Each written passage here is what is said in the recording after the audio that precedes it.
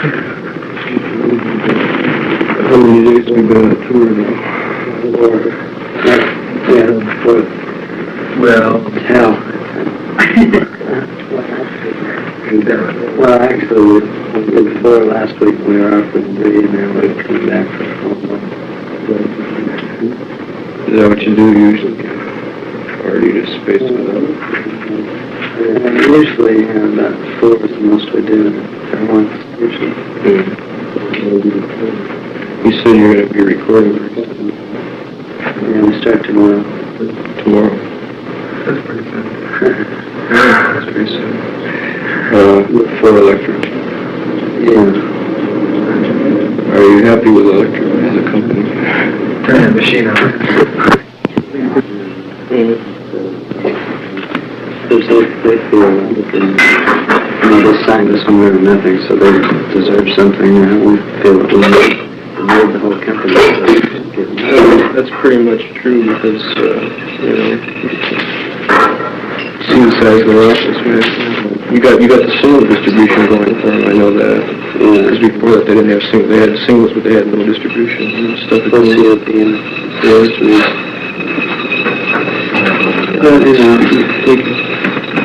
and we're really, we're not unhappy with Electric. Does Rothschild do much of the producing, like on Horse Latitudes? That was a lot, mostly electronic track, wasn't it? Engineer. Heaney was? No, Botnick. Very good engineer. What does he do in a case like that? Does he prepare a track and then tape loops and things like that and then say, okay, here, is this all right with you? And then you make the changes? All I remember is that he just came up with a sound. Kind of electronic C.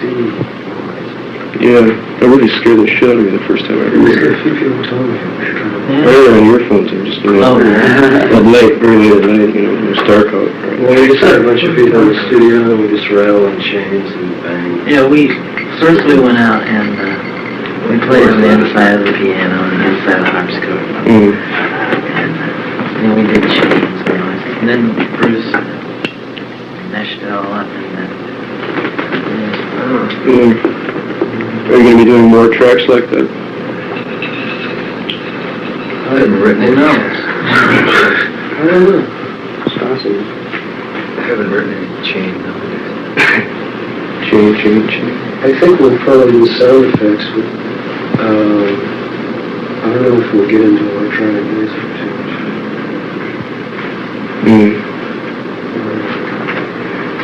I'm just curious because, Hendrix on his LP, has got really into that electronic bag. Yeah. What's this thing called Texas Radio? I keep seeing and hearing references to. Oh, really? Is it a song? No, it's just a poem. I heard a gospel hour thing in St. Louis this morning. It might work good as kind of imitation of soul, kind of like evangelist track.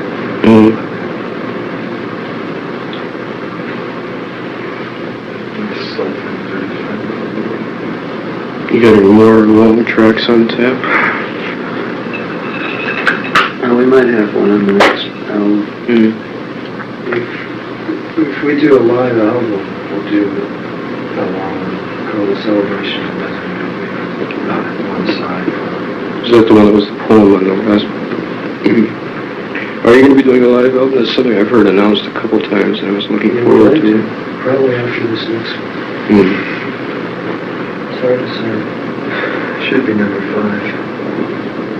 Is there any special problem with live albums? I mean, why you haven't done one yet? We take the Hollywood Bowl, nothing elaborate technically, and a couple of the songs sounded very good. I know Electra may be a little scared of that because they tried to record Butterfield live when they first got it down to Google. And they had, I don't know, I think they spent $10,000 and they couldn't get usable tapes. Because they couldn't get any kind of separation. They're recording a lot of people live these days. Like they did a group in Detroit not too long ago. Electro. Yeah. Like in the last couple of weeks, they went down to Detroit because the group's like really big in Detroit, not big anywhere else. Mm. They said they could record them live and put an album out and make their money back from that, you know, from the recording just in the city of Detroit, and then they started expanding. Starting to get on the old regional shot like singles used to be. Yeah. Yeah.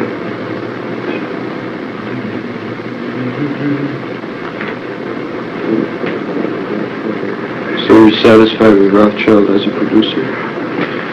Well, it's, you know, I don't know any other producers. How much does he contribute to the sound? I mean, do you present him pretty much with a finished product and it's just his job to put it down on tape? Well, once you get into the recording studio, it's the four of us, the producer, the engineer, and anyone else that works on it, like a bass player or something. Once you get in the studio, we can't really separate. It's a real team effort. You can't separate anything. Well, when we're on stage, it's just totally the four of us. When we get into the studio, it becomes a team. Yeah. You used Lou Band mostly on bass. Is that how you saw Lou Band? What's the new guy's name? Harvey Miller? Harvey Brooks. Harvey Brooks. We're going to probably use him over the next. Oh, he's very good. First I time had we an interview with a guy on the telephone yesterday, and he asked about bass players, what we do for the bass sound. So I said that we use a different bass player, bring somebody else in. And he said, well, you know, he said, I know a guy in New York, if you want to use a really good bass player on your next album, you have to look up Harvey Brooks. When I told him we were going to use him, he said, oh, I knew it, I'm psychic.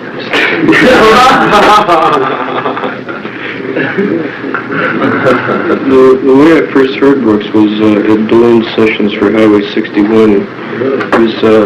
There was this guy sitting out in the studio, this sort of weird cat wearing a t-shirt and shades and a sort of funny goatee, you know. You still got it? Yeah, and so, you know, all of a sudden, everyone realized that no one knew him, you know, and people were starting to ask, who's that guy, you know, is he a friend of yours? No, he's a friend of yours? No. And everybody finally said, somebody went out to him and said, you know, what are you doing here? He said, well, Al asked me to come down, Al Cooper. And so they had a session bass player there who was really terrible, you know, he just got some really ugly shit. And the next day, you know, Bob said, is he good? And Al said yes, and he said okay. And so the next day he showed up and he did the Forest Hills thing, the whole thing. It's really weird. Paul Williams told me that he did he helped with the rifle shots on the Unknown Soldier. Yeah, he did. He was the only one that couldn't quite get it. Oh, yeah. I spent hours trying to do that. Yeah, he was. Because I was in New York about the time, just in fact the day the third album came out was the day I left New York. And he just was stopping by to drop off some stuff and he had it with him, so we listened to it. Came to that part, you know, and he went, this is my record debut.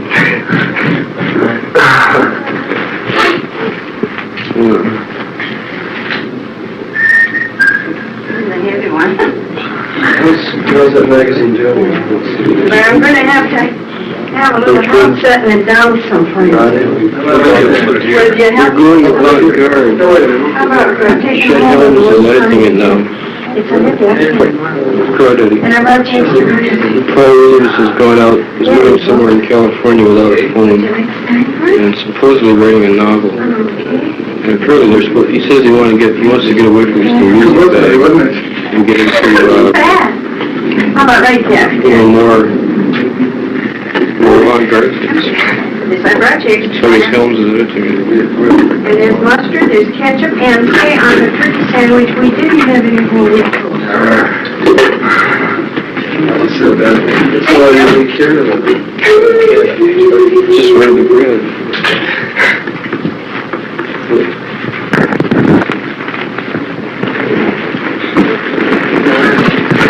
That's the worst thing you do when you go into seclusion and once you're going to run into novels. Yeah.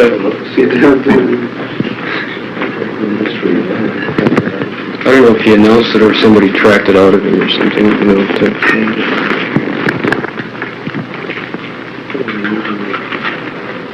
He's sort of an amazing little cat. This is background. It came from an eastern college. Yeah, Swarthmore, something like that, Pennsylvania, I think. And he was around Boston for a while, because they used to see him play gigs in Boston. He'd be in the front row going, you know. He's really a nice, enthusiastic audience, you know. He's fun to play to. I'd pick him out in front and play. I remember him at Undine.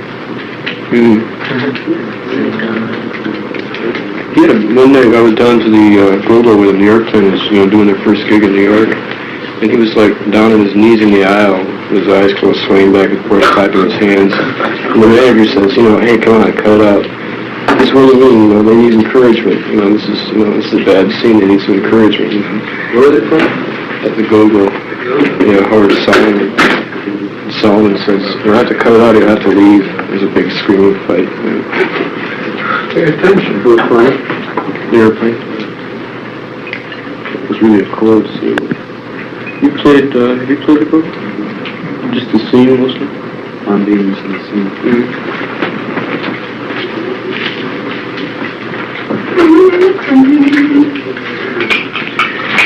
How was your overseas tour? It's really good.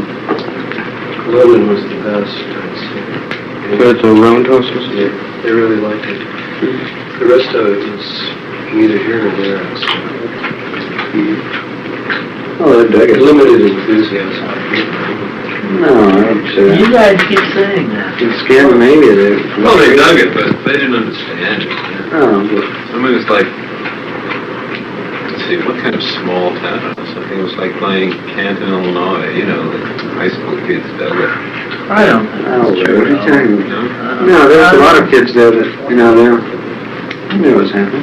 Well, I got the idea they didn't like it or dislike it, but they weren't gonna. They didn't know how to express it because they weren't about to say, you know, this is bad. They weren't ready to do that, but they weren't ready to figure out what they really thought about it. In the English press I've been reading, there's been a lot of, there seems to be a very nationalistic feeling. In other words, they're very much against American groups. They keep putting out anything underground or avant-garde and say it's a load of rubbish. We got groups that are 10 times better. I thought these were cheeseburgers. Well, There's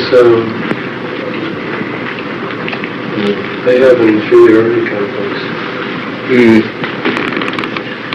Butter coming in with Although they did have some really good groups there. No, we've never heard of over here. At least Who impressed you particularly? I can't even remember the name. Nice. The Nice is pretty good, yeah. They go a lot more for theater and showmanship in England, don't they? I mean, rather than as opposed to just standing and playing. Yeah, they do.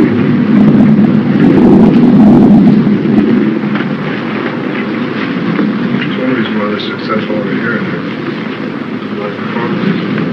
They're exciting. They really get into it.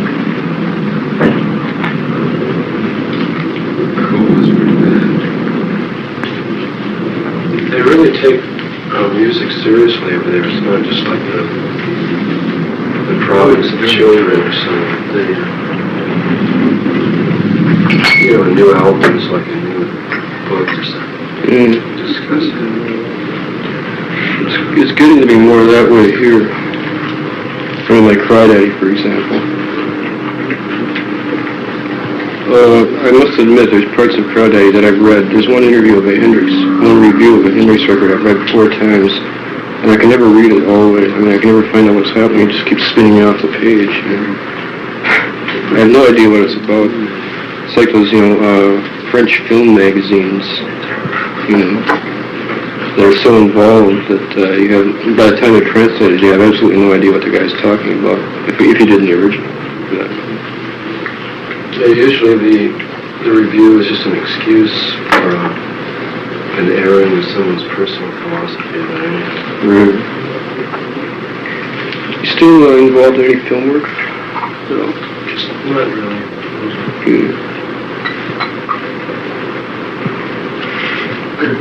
We're interested in it.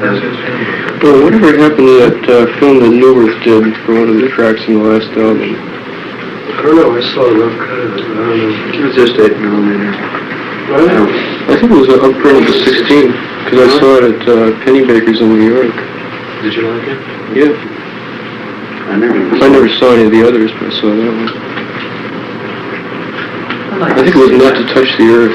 Was that it? Mm-hmm. I don't know. I never even saw it. Could have been 5 to 1. It was one of the longer tracks. I hadn't heard the album at the time before it was out, and I just heard it that once, and it was the end of sort of a weird day.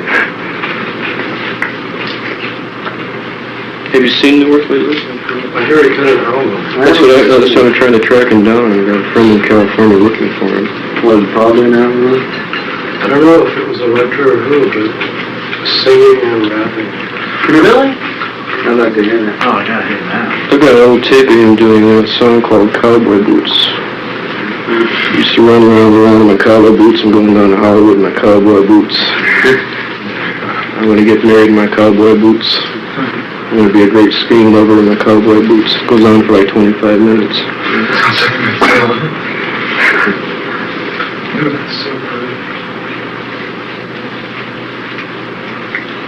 Here. Has any of the promo films ever been on TV? Like Universal Soldier? In London, they really dig the Unknown Soldier film. Mm. Some TV a couple times. Mm. All over Europe. They've got more market for it. They're more pop shows, don't they? They got less TV. They got less censorship. Mm. Anything. They've got less money to put out the bullshit TV shows that the Americans do, so they grab hold of something that's interesting and put it out. Mm. Plus, they dig anything vaguely anti-American.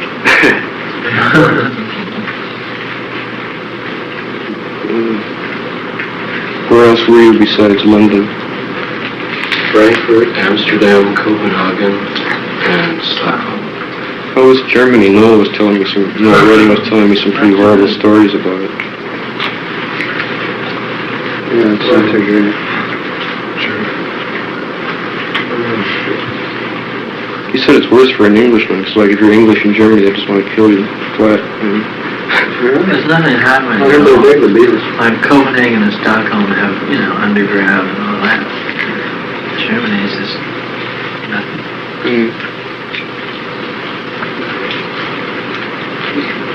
Seems like in Germany they didn't care that much about Vietnam because they have the Berlin Wall and all that bullshit. Oh, yeah. Think about, It's the only thing I dig about it. Didn't keep bugging us about war. What sort of material for the next album? Anything? Any departures?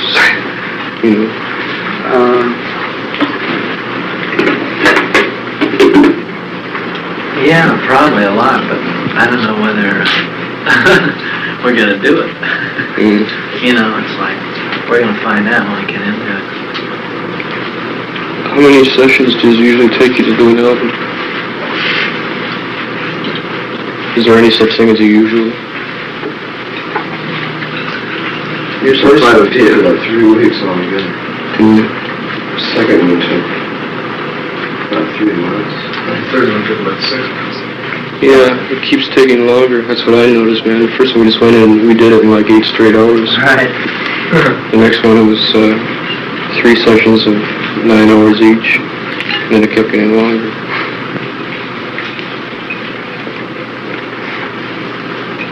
We're hoping with Harvey that the tracks will come real quick.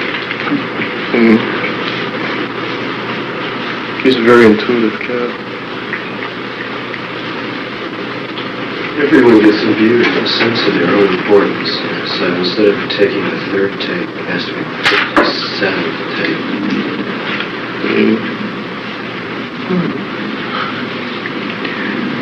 Do you do any tracks live, or do you do all the vocals overdubbed? Both ways, but more and more later. Was the end done live? That one was more live. Yeah, it felt to me like it was when I heard it, because everything just, was so much together, the kind of thing that you don't get. It was like, Yeah, I really did. The first album was still, I think, my favorite of all of them. I like all of them. Couldn't choose. I think the ends really cut. We have a version that was recorded at the Hollywood Bowl. I think it's like the end a year later. It's very interesting. Yeah, that's one reason, I was trying to get Electra to do a live LP of Kerner. You've seen Kerner live, and you know the difference between his recordings and the way he does them live. It's just something you can't get in the studio, but they would never do it. To get the sense here. Yeah, Really? Kerner gets a little raunchy sometimes. Like what? Well, one time, him and me, before a gig, went to see some quote underground unquote movies at a local film society at the university. They're showing Scorpio Rising. So he's doing Duncan and Brady. Do you know the song? It's like Duncan and Brady was tending bar, Bucket Chuckery.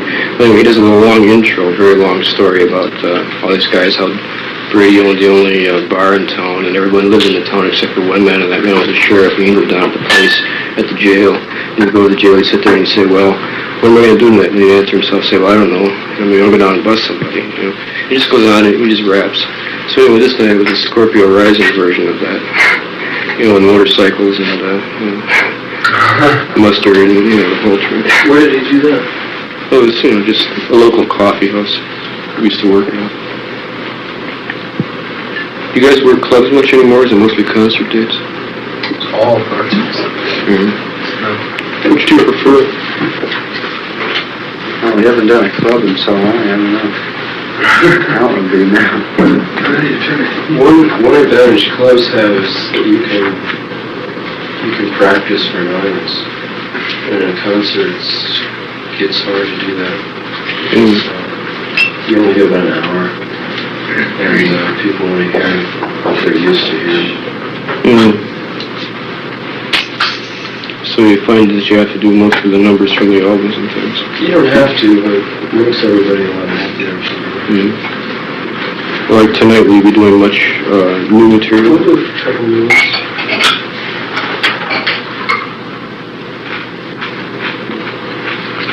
Do you find that you can get a better thing going with an audience in a concert or in a club?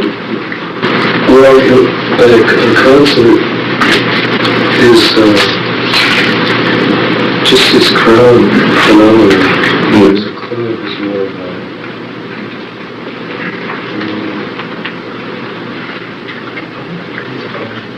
it's more intimate communication. I guess in a way it's two different kind of trips. It is. In a concert also more stagey and more extrovert. More extrovert. In a club you can be very personal. Also, the clubs are good because people dance right in front of you and you get that energy. Yeah, that's one thing I was thinking, people say that, like, for instance, it's hard to dance to Hendrix, but I get the feeling that he would prefer to be playing for an audience that's moving around and doing something instead of just sitting there going.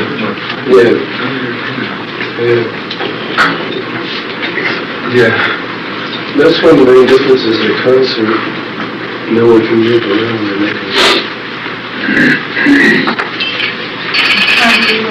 stand or sleep. Are we doing any so-called protest on the next thing? On this album, I don't think we have anything that could be vaguely classified as protest. Not protest, more gospel type. But that's not exactly protest. Just, we all want to be free. I read a thing a while back that eventually we're thinking of augmenting like with a girl vocal group or something like that. Yeah, we probably might do that. The Raylettes. Yeah, that'd be great. What's that name? Gospel Girls? Five Blind Boys. Clear Water Series.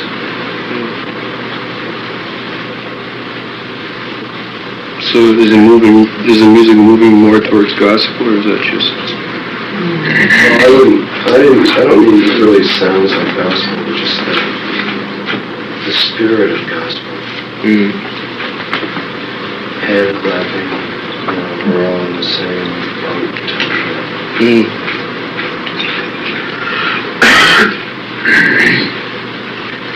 Are you still as interested in music as theater rather than just music? Or are you getting away from that?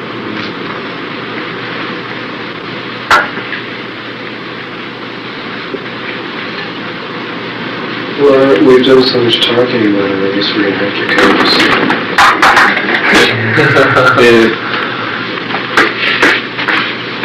You did in Madison. You had any more cop trouble? Yeah, I got a speeding ticket the other day. Exhibition of speeding, not just a speeding ticket.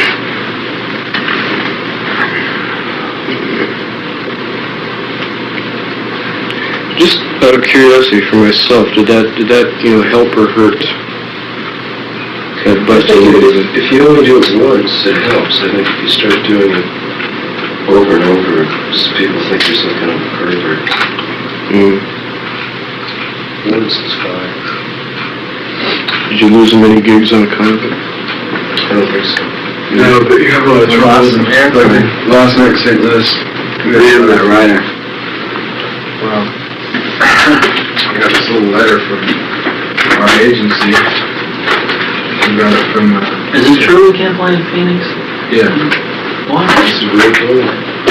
No, that's what Green told me. That wasn't our People fault. bring envelopes. Why? What happened? He's wrong with Because the new riot. Well, Jim kept saying, I want to see Phoenix flip out. Oh, yeah. Yeah, come on, you guys, you chickens, come on, it's the last time we're gonna be here, let's charge the stakes, boys.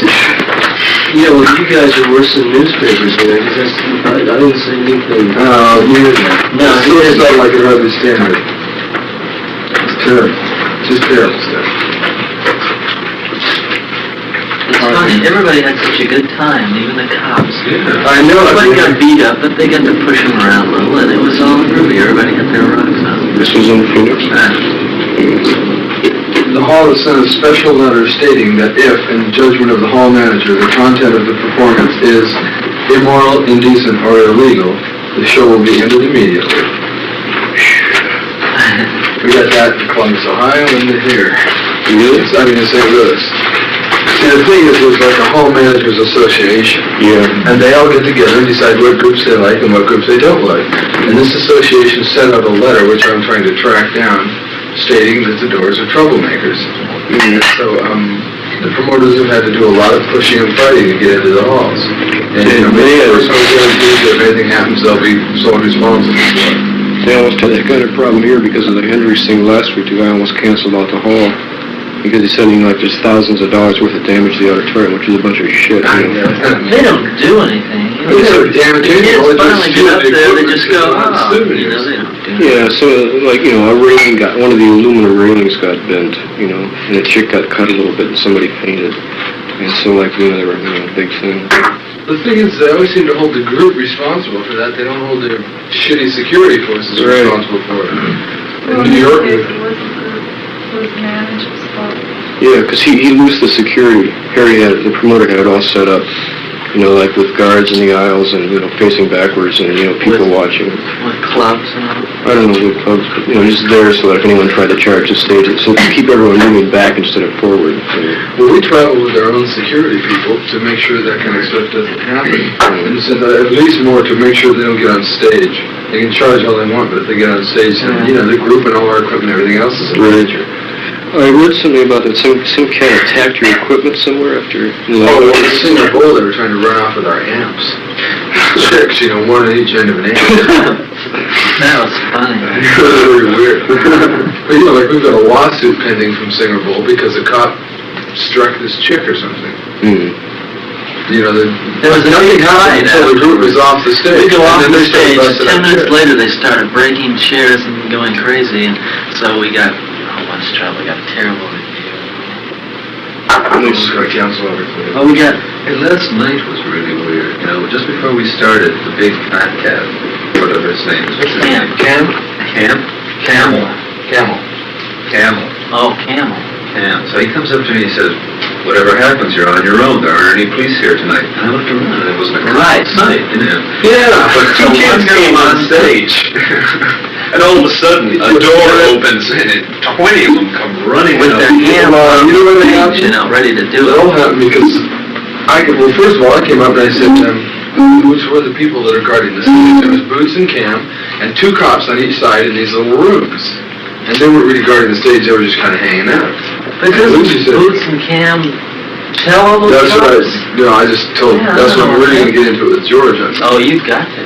I could write him a letter about 4 pages long. But anyway, so we have these 2 people that are supposed to, their job is to meet with the security force and set them up in the positions they want them and give them instructions on what to do if what happens. We hired their private detectives out in spades, and they're intermediaries between us and Well, the that's police. You know.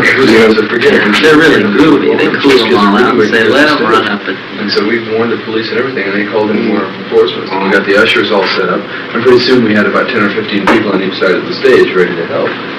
But that was about halfway through the set, because when it started out, there was 3 people on each side of the stage to push people off as they came. And the stage was like 70 feet across.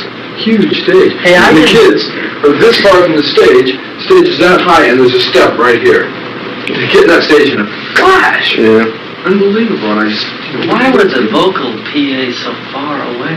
I think that's the that, way Vince does it. I know, but this time they were really far. Well, that's because there was people all in. Yeah, that's a big place. I know, Had to but cover a very man, wide it was area. like the PA was down the block and we were over here. Yeah, well, the monitor has to be placed differently, but those, I actually used as PA also. Yeah. The middle people, you know, yeah. rather than having low volume and then in the middle feeding back, you know. Yeah.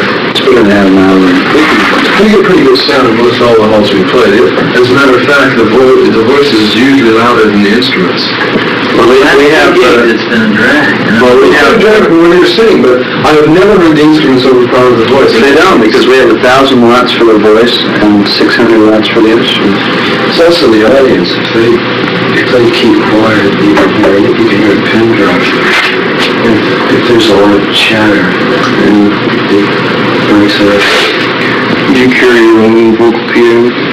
Yeah, we just use, Anywhere from 1,000 watts to the higher Bolo, it's 5,000 watts. definitely. We just did a big scene at the Hollywood Bowl. We had 54 amps on stage. Just, it was a whole wall of amps. That made for a very good book. And we went to about 2.5. We could have deafened everyone in that place. Probably.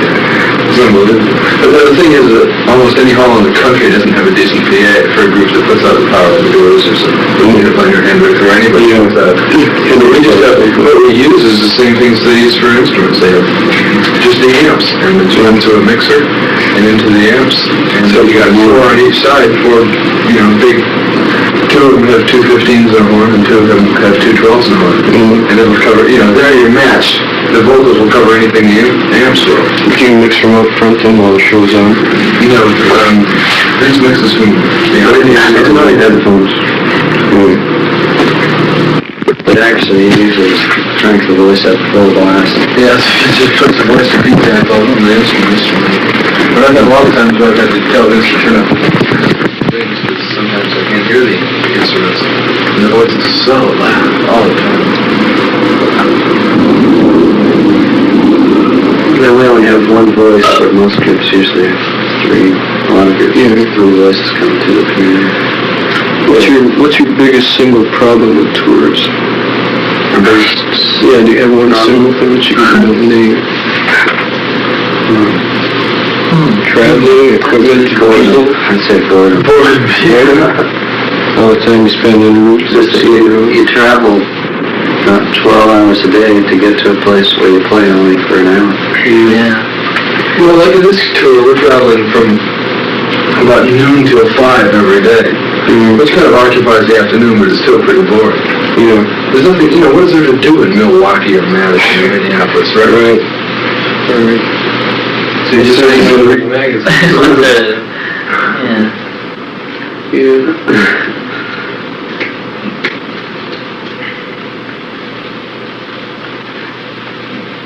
There's always the little problems at play.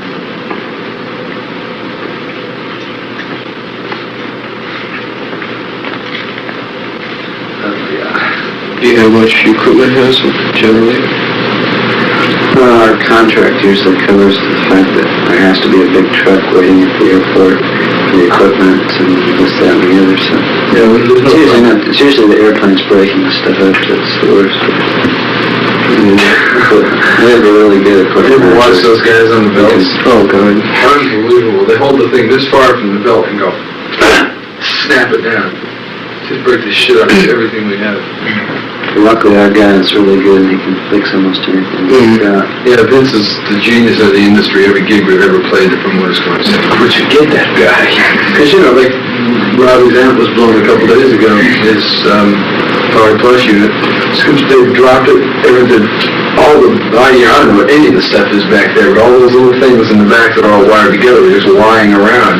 Vince is working in darkness by hand. All of a sudden, buzz, it's on. Yeah. He's one of those people that just knows how to do it. When you write, do you just sort of write and then later sort it out and say, okay, this is a song and that's a song and this is a song, or do you sit down and write a specific song? Well, it happens that way in a lot of other ways. It's always hard to remember once the song is there how it got there. But just the ideas come from everywhere. Actually, once an idea comes, it becomes a song pretty fast. It just takes a few times. Do you have an idea for like a melody and things, or when you write? Sometimes. I don't actually. I did most of my writing in a short burst a few years ago. I had written since. We're always doing a lot of writing now. You write words and melody both?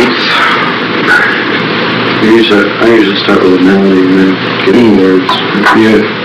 Or I take some of Jim's words and do a melody to it. I just like looking at Not to Touch the Earth, the way it was written down. It seems sort of in a pretty free form. Yeah. But in the song itself, it's very tight. Everything, the structure is very good. It flows together. Usually, once like the end, when the music's over, Not to Touch the Earth, 5 to 1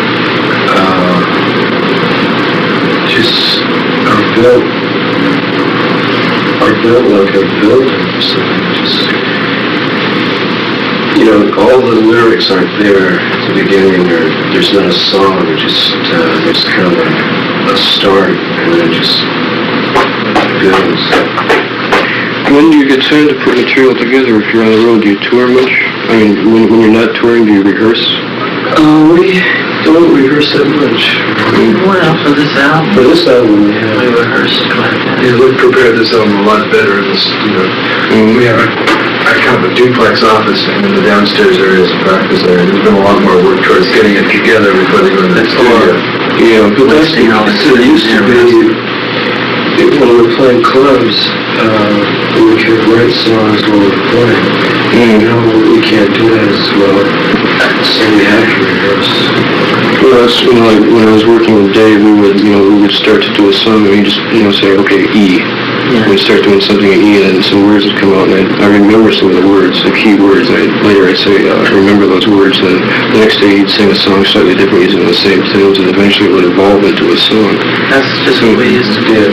That's how the whole first album, started. The second album.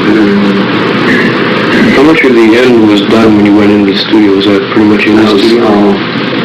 That was all before. Well, see, the end is in one of those songs that it has a basic framework, a skeleton, and we just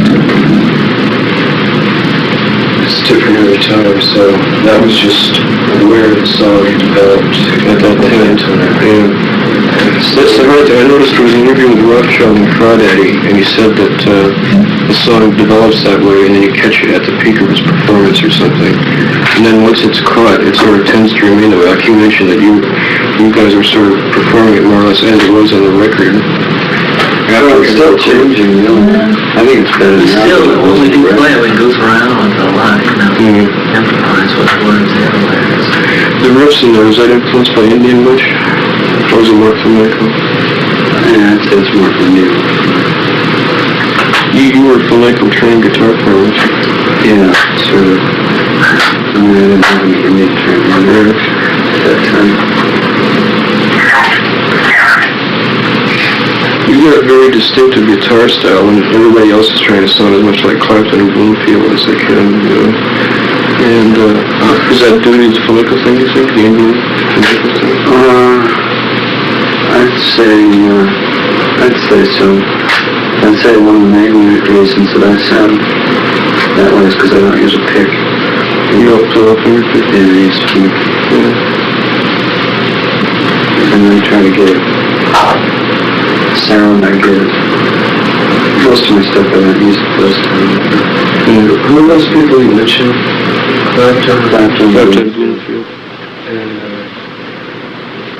Hendrix? Well, they don't have organs in their groups, right? And they have bass, so that would be a difference too. Yeah. If you have a third, you can be more subtle. How hard is it, Ray, for you to think of, the bass lines while you're playing right-handed? Is it a hard thing to separate your head that way? No, I've been playing the piano that way, more or less, a long time. I would just sit down and play by myself, and I would automatically keep a beat or a rhythm with the left hand. I always wondered how you do that. The only thing that bothers me is every once in a great while, when you really get into those Yeah. opposite times between one hand, like Yeah. the bass is playing 4 and he's going just all over the place, and then I try to follow that bass, and that bass starts to Yeah, rush a little, right. but, Right. but you can't help it, your mind isn't that.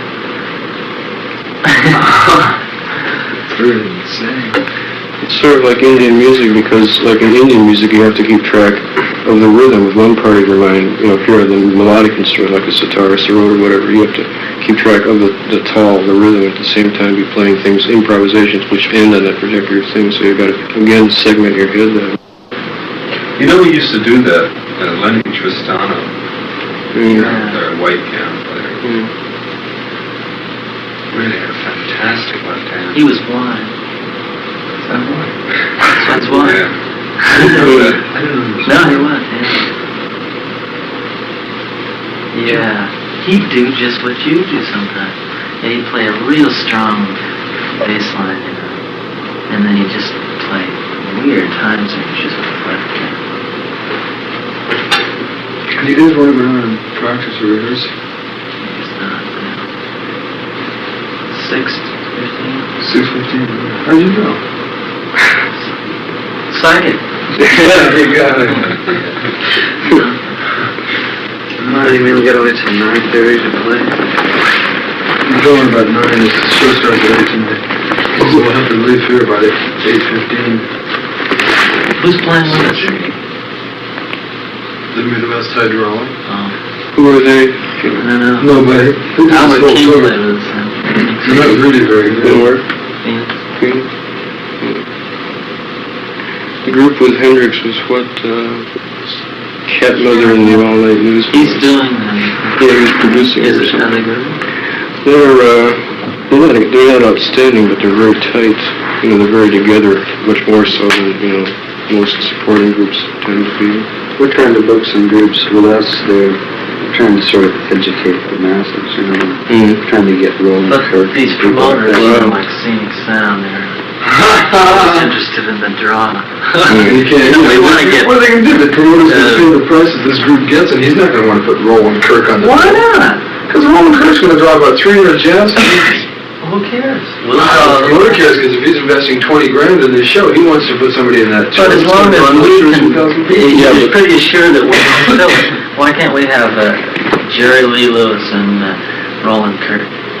You know, really, really, For the, far that's out. what I want. You know, Jerry Lee Lewis and Roland Kirk. Yeah, but like who are the Midwest Hydraulic Company? They're just an afterthought. Oh, Right, yeah, that's yeah. just, well, the that's what happened the to those local two. group is, No, I mean, we've never had the same group playing with us all the time. See, usually the promoter's position is, oh, hey, well, there's this local group, just like your electro recorded that group in Detroit. There's this local group that's big in town. They got a lot of following. They played all the dances and all that BS, and they demand they either do them or that they cut down the guarantees so they can pay more for another draw. you know, I really liked that idea the other day of a young classical pianist, Misha Dichter. That's, you think he'd do it? No, I guess not. I don't know. I Somebody saw might. him once, man. and- Rudolph Serkin's son, Peter Serkin. He might do it. Oh, that's ridiculous. Why? And you should see this guy, man. He's really incredible. No, but the kids would. So what? I mean, so at least they might dig Roland Kirk because he's so freaky, you know. Then they might start to dig jazz or something, you know. But this guy, they're just gonna sit on some piano player.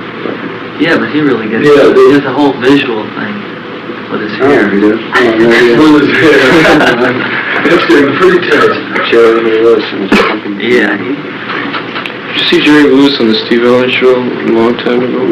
Kicked the piano bench out, somebody threw it back at him. It cracked me up. we were thinking of having a whole review, you know, from 1950 on it, you know, or something. It'd be good. Yeah. What type of music do you listen to? Just for pleasure. Oh, I don't know. You know, lately I've been just listening to a lot of Motown.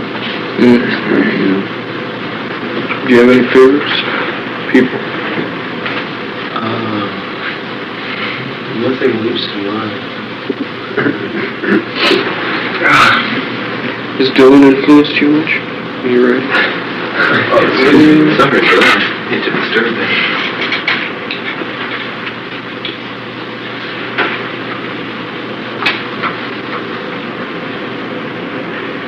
Well, only in the sense that, you know, everyone you're aware of influenced. I would say I like him much more now than I did before, you know. Because of John Wesley Harding? Maybe that, just, I don't know, the older I get, the more I like his stuff. I'd say that he's, you know, we respect him so much that we would try to keep away from his sound, you know. Yeah. It's just to, Have you heard the Banzo? oh, yeah. How do you think? How do you like that? Yeah, I like that a lot. I think the Stones are my favorite rock group. Have you heard their Beggar's Banquet? No. Well, yeah, I have, but just on tapes and stuff. And it's the Tigers themselves. The Tigers themselves. It's the cleanest blues sound. It's more blues?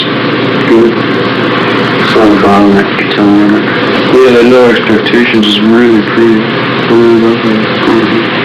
Jagger is, I think he's a genius for phrasing.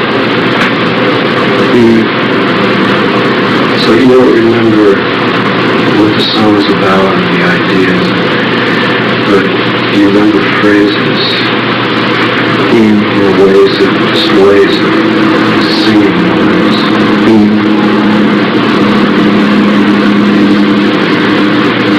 Ray, do you have any favorite people that you listen to? Beatles and the Stones.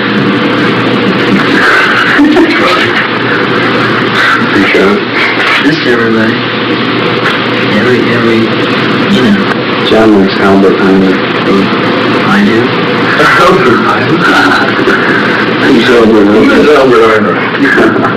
Jazz tenor player. Sort of like, who's that other guy? Shaq. Archie Shepp. I like, oh yeah, right. Coltrane.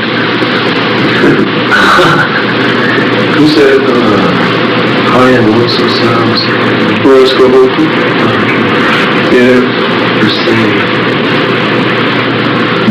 Like Jack and Duck. Brother Jack. Huh? Brother Jack. Brother Jack.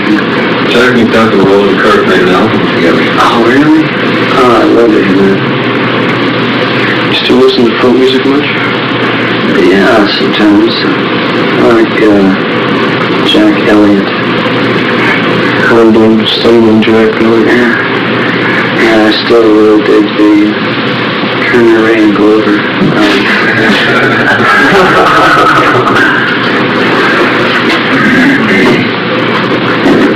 Well, it's just a whole other era, you know? I don't see why I couldn't come back to it. Good stuff on the first album. I think it's really, that can be popular. Somebody told me, a friend of mine told me that a rock group had done Jimmy Bell, which Dave did, I think, on his solo album.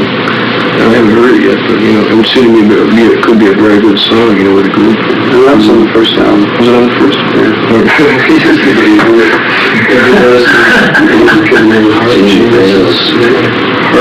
Not really. I think the best one I've heard probably is Junior Wells, but he's getting so hung up in the James Brown bullshit, you know. And he's doing more dance numbers and less harp playing. What do you think of Jack Bruce's harp playing?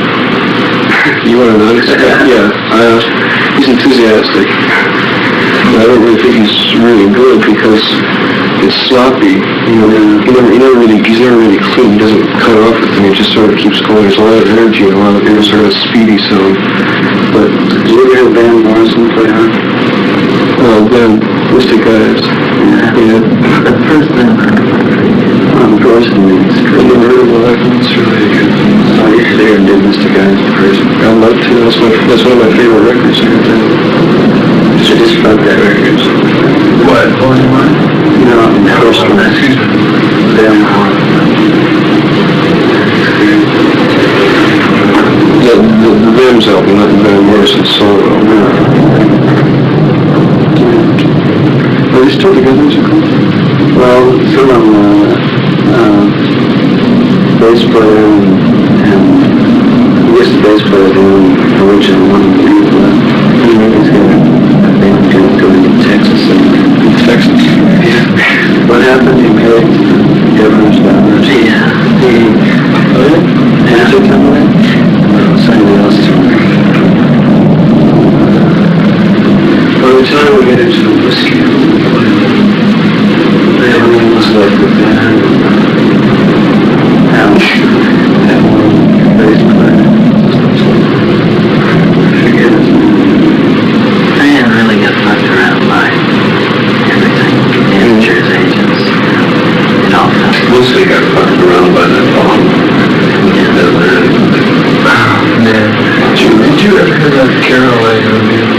Yeah, an hour-long interview with Van Morrison, and it started, and it went like, yeah, man, yeah. Oh, yeah, well, let's not play this guy. Well, you know, man, the worst thing I've ever heard in my life. And they went over it for the whole hour. Unbelievable. I didn't listen to her when he plays. No, not really. As long as he has something to pour all that energy back into, he's all right. He could never really get a group together. He didn't know a good drummer or bass player. Yeah, or he just something. took what He he could from... You know, His first group was he was really fantastic. brilliant. I think it was just a studio group that used it. Yeah, that group at the Whiskey was good. They were okay, but they're I starting mean, Alan was good, you know, that drummer was hideous, you know. And Yeah, but every once in a while, you know, like every other night for one They night, grew, it would yeah. just catch and fire. Ray wasn't too great on the organ. They all did what they had to. I kind of dug them. Actually, I I like that dug group them better too. than any group I've seen.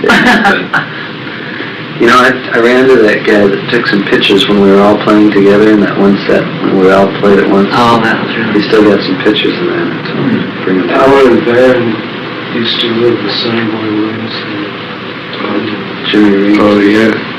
Jimmy. John Reed. No, it was Sonny Boy, I think. Sonny Boy was my idol for years. Yeah. And so I think they get the... Well, of course, some people just like to drink, especially Irish people. Really dig drinking. And some people don't. But they also get that from those old blues cats, the really jazz cats. Yeah, Sonny Boy, Robbie from the band was telling me, one of their, Levon, their drummer, grew up in West Helena, which is where Sonny Boy did a lot of his gigs, and always come back there, go to Europe and come back to West Helena, Arkansas. They go and hang out with him, man, and he'd be drinking like, a pint of White Lightning, and Robbie said it's like the kind of stuff you take about one shot, when you're inside, you just go, and your head goes plunk. He'd just be sitting there, like water, every day. I love that cover on that, one of his albums, Down and Out. Yeah. Some cat lying in a doorway. Right. Where do they find that guy?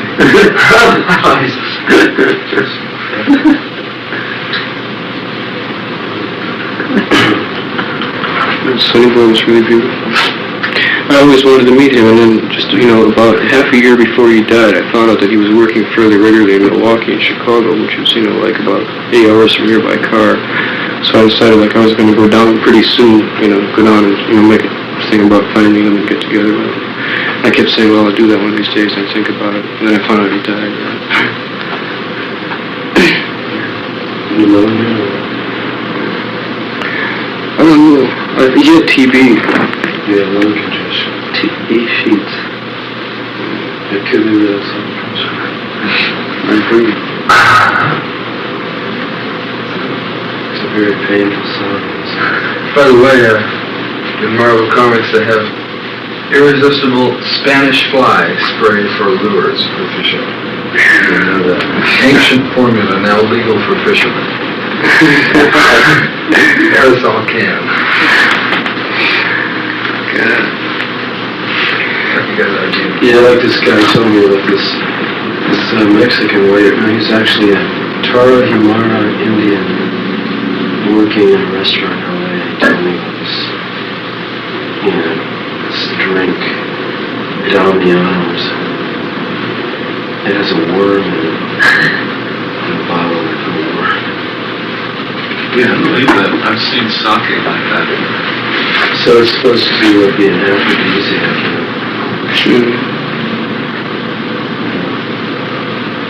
Maybe if you eat more.